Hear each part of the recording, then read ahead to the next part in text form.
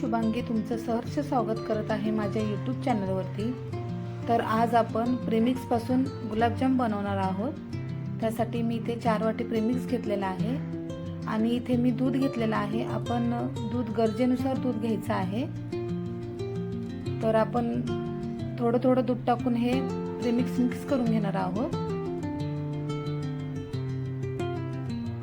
एकदम दूध टाकायचं नाही, नाहीतर आपला प्रेमिक्स एकदम पातळ होऊन जाईल। त्यासाठी आपल्याला थोडं थोडं दूध टाकायचं आहे। हे पहा, अशा प्रकारे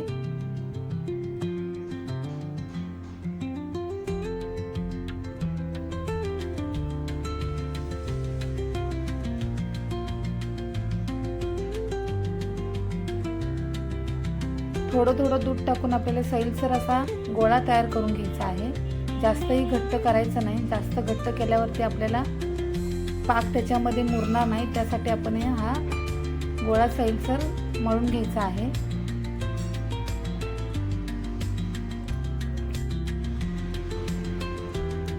आपण जेव्हा गोळी करतो तेव्हा आपल्या गोळीला अजिबात चिरा पडता कामा नये, अशा प्रकारे आपण पीठ मळून घ्यायचं आहे।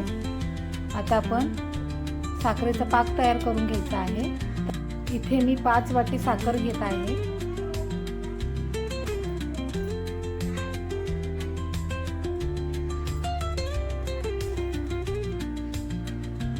आणि इथे पाणी मी 6 वाटी घेणार आहे। आपल्याला साखरेचा पाक एकदम एकतारी वगैरे करायचा नाहीये, फक्त आपल्या हाताला चिकट लागेल इथपर्यंत आपल्याला उकळून घ्यायचं आहे।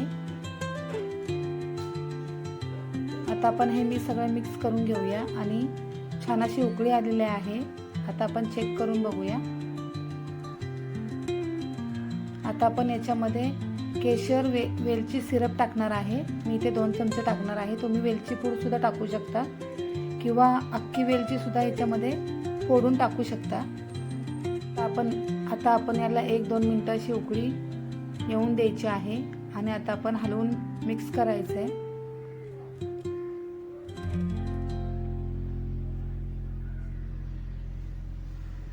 साखरेचा पाक आपला तयार झाला आहे की नाही आपण चेक करून बघूया।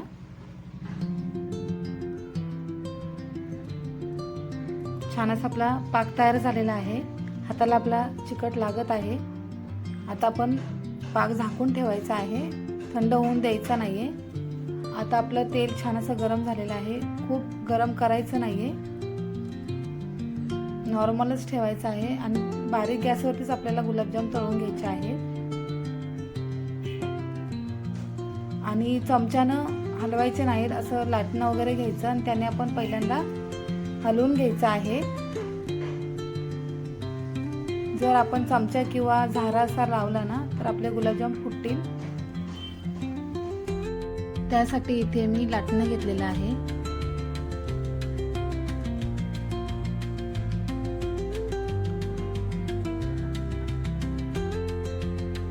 गुलाबजाम आपल्याला मंद आचेवरतीच तळून घ्यायचे आहेत। छान असे आतपर्यंत आपले गुलाबजाम तळले जातात। जास्त मोठा केला गॅस तर आपले गुलाबजाम बाहेरून करपतात आणि आतून कच्चेच राहतात। त्यासाठी आपण मंद आचेवरतीच गुलाबजाम तळून घ्यायचे आहे।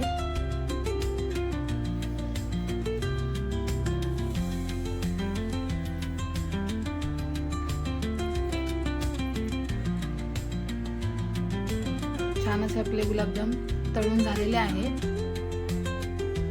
आता आपण काढून घेऊया।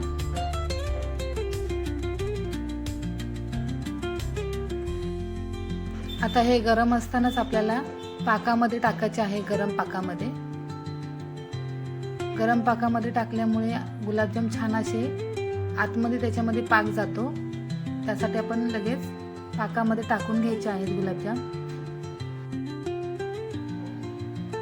छान असे आपले गुलाबजाम तयार झालेले आहेत। सगळे आपण गुलाबजाम मोठ्या पातेल्यामध्ये टाकून घेतलेले आहेत। छान असे आपण आता ह्याला मुरत ठेवूया। गुलाबजाम छान असे आपले तयार झालेले आहेत। हे पहा, पूर्ण रस आपला गुलाबजाम मध्ये छान असा गेलेला आहे। छान असे आपले मऊसूद गुलाबजाम झालेले आहेत तयार। कशी वाटली रेसिपी मला नक्की कमेंट करून सांगा. व्हिडिओ आवडल्यास नक्की लाईक, शेअर, सबस्क्राईब करा. आणि माझे व्हिडिओ पूर्ण पाहिल्याबद्दल सर्वांचे मनापासून धन्यवाद.